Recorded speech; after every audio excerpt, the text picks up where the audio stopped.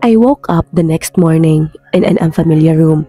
Iginala ko ang aking mata at naalala kong nandito nga pala ako sa mansyon nila Drevon.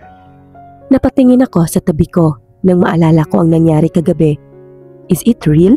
Am I dreaming? To confirm my thoughts, I slowly lifted the blanket and there, I saw my sexy naked body. Damn! Mariin akong napapikit. Ayan na pa pala ng patapis-tapis ng tuwalya sa harap ng lalaki, Levi. Ngayon, nasaan naman ang ama na magiging anak ko? Charot. Malamang pumasok na sa trabaho yun si Drevon ni hindi man lang ako ginising.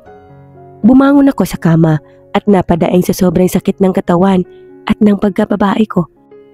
Ganito ba talaga pag first time? Parang nabugbog lang ah. You're awake. Halos mapatalon ako nang biglang bumukay ang pinto at niluwa no ng isang napakagwapong lalaki na kumuha ng kainosentihan ko sa mundo. He's wearing a suit. Mukhang papasok na nga. Agad kong hinablot ang kumot at tinakpan ang buong katawan ko. Papasok ka na?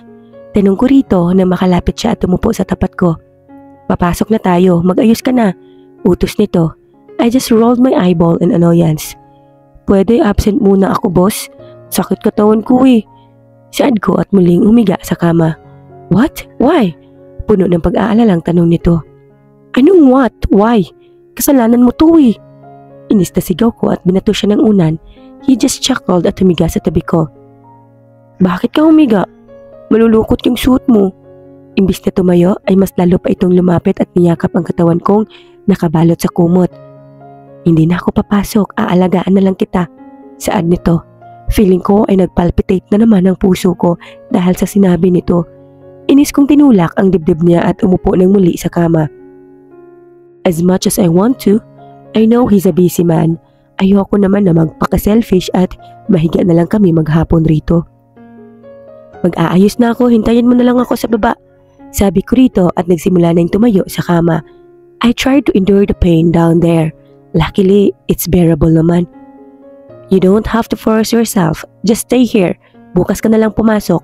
Sabi nito. May kailangan akong kunin sa ama ni Rio.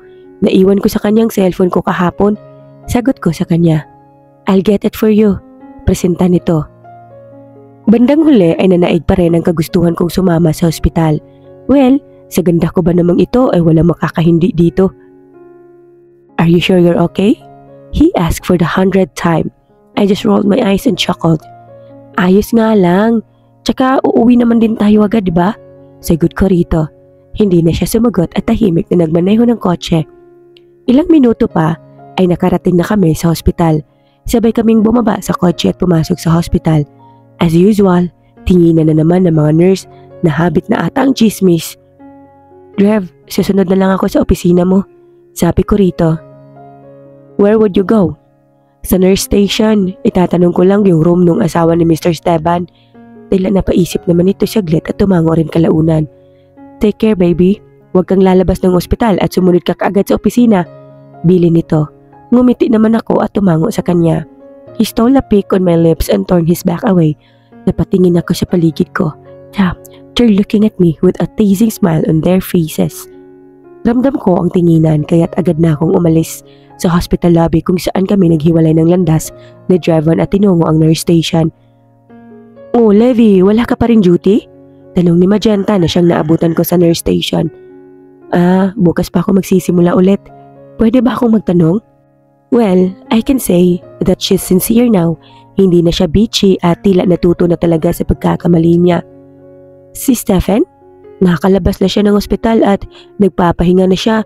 On leave siya for 1 month. Sagot nito kahit wala pa man yung tunay na tanong ko. Pero masaya naman ako sa narinig ko na nakalabas na ng ospital si Stephen. Ganun ba? Salamat pero may isa pa sana akong tanong. I awkwardly smiled at her. Ano yun? May patient ba dyan na may guardian na pangalan ay Thomas Esteban? Tanong ko rito. Bakit? Alam mo namang hindi tayo pwedeng maglabas ng information ng ganun-ganun na lang. Pabulong na sagot nito sa akin. Kilala mo naman si Rio, di ba? Yan yung mga parents niya. Gusto ko lang silang makausap. Mukhang nabigla naman ito sa sinabi ko at napatakip siya sa bibig niya. What? Gulat na tanong nito. Oo, kaya sabihin mo na sa akin bilis. Agad naman siyang nagpunta sa tapat ng computer at nag-type ng pangalan doon. May dalawang pasyente under ng name niya. Ang isa ay si Akiara Esteban sa room 667. Ang isa ay si Fujiko Esteban sa room 668. Thank you, Magenta. Hindi ko na siya hinintay makasagot at tumakbo na papunta sa elevator. Bago pa man ako makababa sa elevator, ay napatigil ako nang makita kung sino ang papasok rito. Exactly the man I'm looking for. Mr. Esteban, bati ko rito. Nurse Levy, buti na lamang ay nakita kita. Pwede ba tayong mag-usap? Malungkot ang mga mata nito. Nasasaktan, nagagalit, halo-halong emosyon. Mukhang hindi rin siya nakatulog ng maayos dahil halata ang pangingitim ng ilalim ng mata nito. Sa rooftop po tayo. Tuluyan na siyang pumasok sa elevator at pinindot ko ang rooftop. Tahimik rito at alam kong walang makakarinig at iistorbo sa amin. Pagkarating namin sa rooftop ay nangibabaw ang katahimikan sa pagitan namin. Maaari mo ba akong kwentuhan tungkol kay Ryuka? I can sense a terrible pain and longing in his voice. She's always positive. Nung una ko siyang nakita ay malungkot siya, mag-isa at walang kabuhay-buhay. But I help her to get through loneliness. Don't worry, I made her happy. Ganon rin ang ibang nurse na laging nagbabantay sa kanya. Nakita ko ang pagpatak ng luha sa mga mata niya. Nakakalungkot. Alam kong hindi ito ang gusto niya para sa anak. She really wanted to find you. I promised her that I would definitely find you. Pero sadyang malupit ang tadhana at hindi niya kayo naabutan. Actually, she had a bucket list but we failed to accomplish that.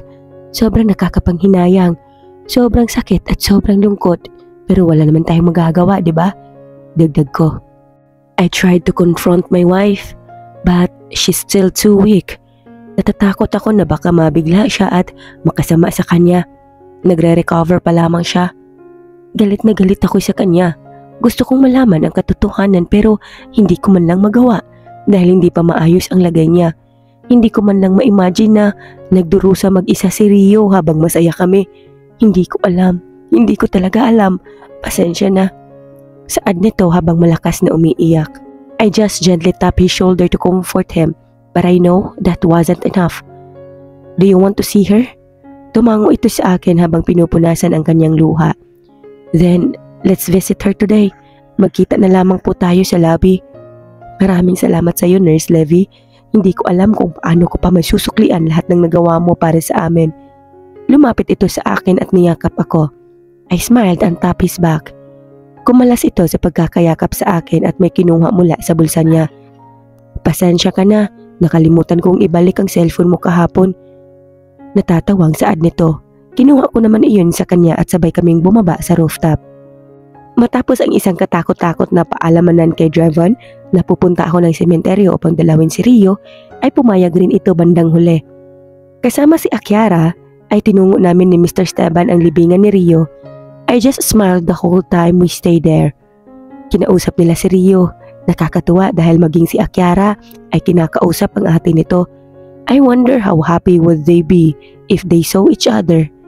Minsan, may mga bagay talaga na kahit gusto mo ay hindi pwede at hindi ka pagbibigyan. But I felt relieved. I'm satisfied. Hindi man sila nagkita, magaan na ang loob ko. I know she's happy right now. It's been month since we visited Rio.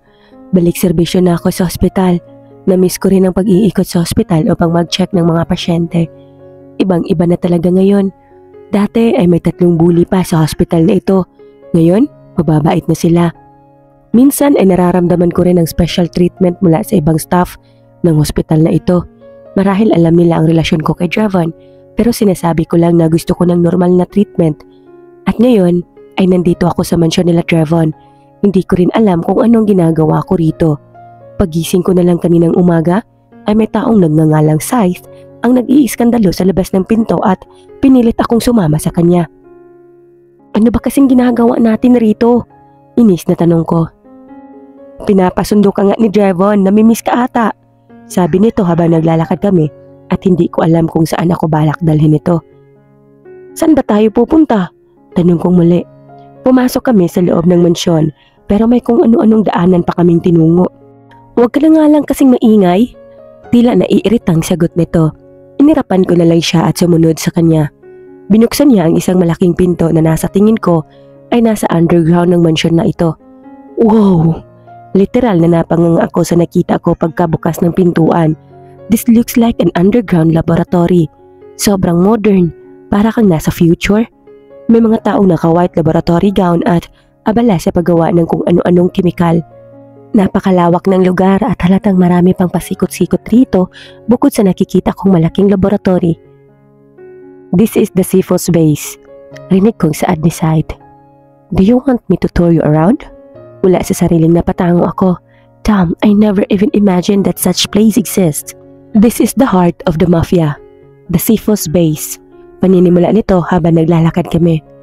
What? How? Naguguluhang tanong ko. These are experimental drugs. Turo niya sa mga likido na iba't ibang kulay na pinag-aralan ng mga tila scientist sa loob ng laboratory na ito. Drugs? Not that kind of drugs, more like medicines. Mga gamot na hindi pa nilalabas sa market na lunas sa mga malulubhang sakit.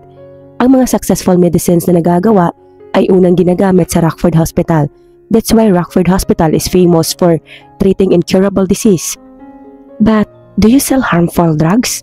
Tanong ko habang sinusuri ng tingin ang bawat likido na nasa tube. Yes. Parang naiilang na sagot niya.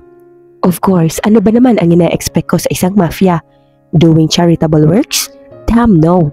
They kill, they sell drugs, and that's the fact. And I don't even know why the hell am I involved in this kind of life. Basta pag nagkahulihan, labas ako rito. Nels. Let's go this way. Hinatak niya ang kamay ko at naglakad kami papasok sa isa pang pintuan. Isang mahabang pasilyo pa ang tinahak namin hanggang sa makita ko ang isa na namang paggawaan. This time, hindi na siya chemicals, but guns, ammunitions, swords, daggers at kung ano-ano pang sandata. Maraming barel, iba't ibang kalibre ang naka-display at ang iba ay ginagawa pa lamang.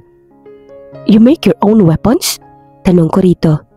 Yes, pero kapag may nag-o-offer sa amin ng magandang quality, ay nakikipag-trade kami. Sagot nito. Naglakad muli kami sa isang pintuan at bumungad naman ang mga computers at kung ano-anong monitors. This is the control room. Dito nagaganap ang online negotiations. Control room din ito para sa CCTV cameras na naka-install sa iba't ibang lugar. Dito nakastore lahat ng informations na kailangan namin. May hacker unit din dito. Hindi ko alam kung mamamangha ako o matatakot ako. This is too much for me to handle. At bakit niya sinasabi sa akin lahat ng ito? What am I supposed to do with these informations? Bakit mo sinasabi sa akin lahat ito? Isn't this supposed to be confidential? Nagtatakang tanong ko. I just want to let you know how our world works. This is beyond powerful, Sight. Does the government even know that a place like this exists? He looked at me and stared deeply into my eyes. Ngayon ko lang siya nakitang ganito kaseryoso. They don't. At kapag nalaman nila, wala rin silang magagawa. We aren't just Sifos. Marami pang mafia ang nasa likod namin. The most powerful is the Night Mafia. No one could bring us down. He looked so confident about their mafia. It was indeed strong and powerful. Paano pag nalaman to ng government o kaya ng mga pulis? Paano naman nila malalaman? What if may mag-traitor? What if may isa pala kayong tauhan na magsumbong? I asked. He just chuckled, but the way he does, it's deadly. No one would dare. Baka hindi pa sila nakakatapak sa presinto, ay wala na silang buhay. Malinis kami magtrabaho. We always make sure that there will be no trace of evidence against us. Naglakad kami palabas ng kwarto na iyon at naglakad muli patungo sa isa pang pinto. Nakahinga naman ako ng maluwag dahil sa wakas ay nakakita rin ng normal sa paningin ko. Isang garden, simple lang ito at parang tambayan lang ng mga tauhan para makapagpahinga. Your strength invites challenge. I'm sure merong mga nagbabalak magpatumba sa inyo. Komento ko. Sabay kaming naupo sa isang bench habang nakatanaw sa kawalan. Of course, but as I said, no one could bring us down. So what am I supposed to do with these informations? Just hide it in the deepest part of your brain. I rolled my eyes in annoyance at pinalo ng malakas ang braso niya. Aw! Para saan yun? Gulat na tanong niya. Hinimas-himas pa niya ang parte ng pinalo ko. Buisit ka, ang dami ko nang iniisip, dinagdagan mo pa. Matapos ang ilang minutong pagtambay sa mini garden nila, ay bumalik na kami sa laboratory. Sa isang pintuan doon ay may mga taong lumabas. Nakasuot sila at parang galing sa isang meeting. Pasok ka na sa loob, andun si Drevon. Rinig kong sabi ni Said habang tinuturo ang pintuan kung saan lumabas ang mga lalaking nakasuot. Nang wala nang lumalabas mula roon, ay nagsimula na akong maglakad at pumasok sa pintuan na iyon. Naiwan naman si Said sa labas at napangiti ako agad nang maabutan ko si Drevon na nakaupo sa pinakadulong upuan habang naka-cross arms at nakatingin sa akin. It looks like he's been waiting for me. Sinara ko ang pintuan at lumapit sa kanya. Pinatawag mo raw ako, bakit? Miss mo na ako? I comfortably sat on his lap and hooked my arms on his neck. His arms embraced my waist. I need a stress reliever. He buried his face on my neck and I can feel his warm breath that sends shivers to my spine. I miss you, baby. Did Said tell you everything? Bulong nito. You mean, sinabi mo sa kanya na sabihin lahat sa akin? Hindi makapaniwalay sabi ko rito. Umangat ang ulo niya at tumingin sa mukha ko. Yeah, ayoko nang mabibigla ka pa sa buhay ko. I want you to know what I'm capable of and who I really am. Does this mean he already trusts me that much? That he's willing to share even his filthiest secret? Do you trust me that much? He smiled and picked my lips. I always do. Wala sa sariling napayakap ako rito at hindi ko mapigilang mapangiti. He may be cold-hearted and emotionless, but when he says something like this, tago sa puso at alam mong totoo. I love you, baby, he whispered. I can feel my heart beats crazily fast. He never fails to put butterflies in my stomach. I can't help myself.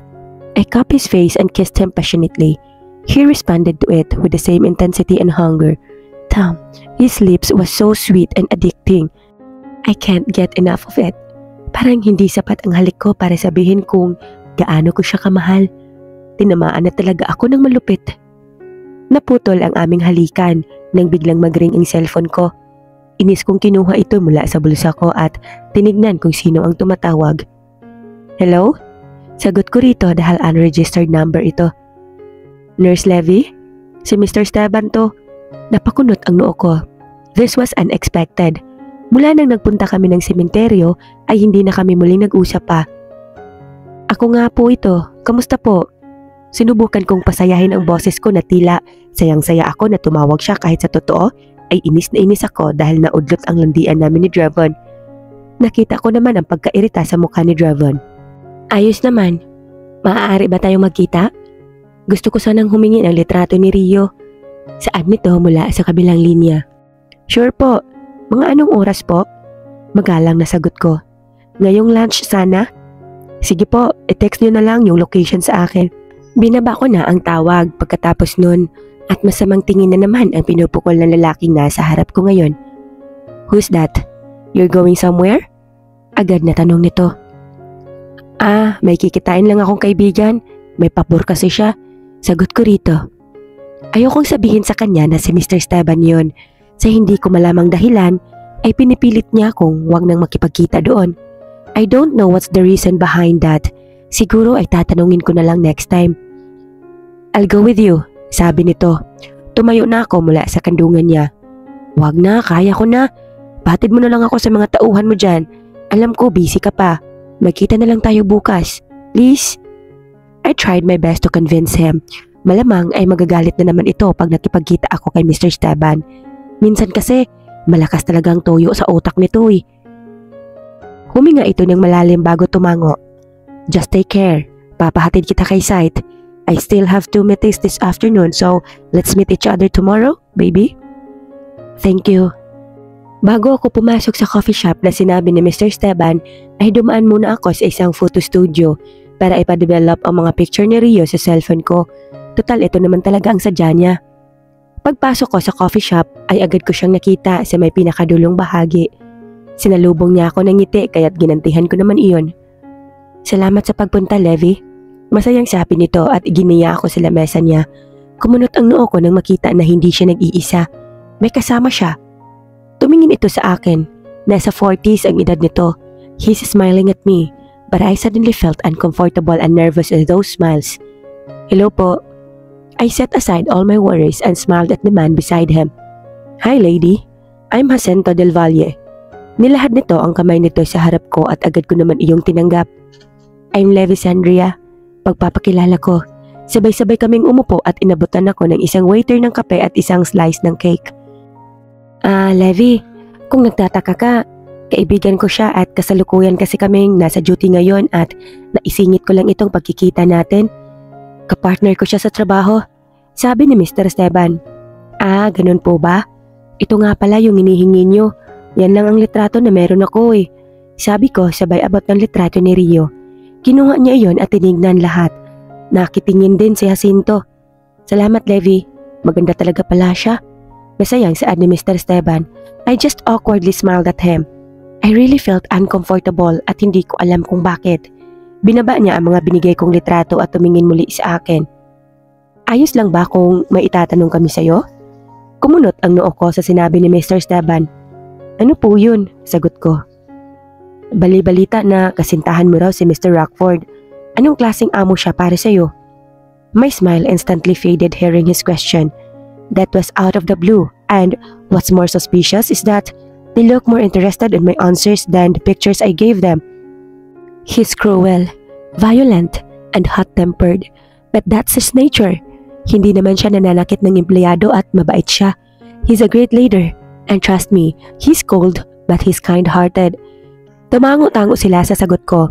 Napainom ako ng kape dahil hindi ko magets kung anong nangyayari at kung bakit nila ako tinatanong ng ganito. "What do you think about mafias?" My gazes instantly landed on Jacinto. He's staring at me deeply, like he was reading my mind. He still has this annoying evil smile on his face and that's so damn creepy. They ask about Draven and now they're asking about mafias? What are they up to? Are they using me to get informations about Seafoods? Do they have an idea that such mafia exists? "We're just asking for your opinion. Survey purposes." Nakangiting dagdag nito. Sa mga nababasa ko, they're evil and ruthless. They do a lot of illegal transactions including drug and gun trades. They killed a lot and they're damn powerful that no one can bring them down. He smiled proudly at me like he was very satisfied at my answer. I really need to go now. May lakad pa kasi ako eh." Actually, ay wala akong lakad, but since everything is getting suspicious, I think I really need to go and avoid bumping with them in the future. They're danger. They're up to something destructive. Hinatid nila ako sa labas kaya't sumakay na lamang ako ng taxi pauwi sa bahay. Bigla kong naalala kung bakit nawala ng halos 8 taon si Mr. Esteban. He told me he works at Police Intelligence Department. Damn, nakakatunog na ba sila sa Seafoods?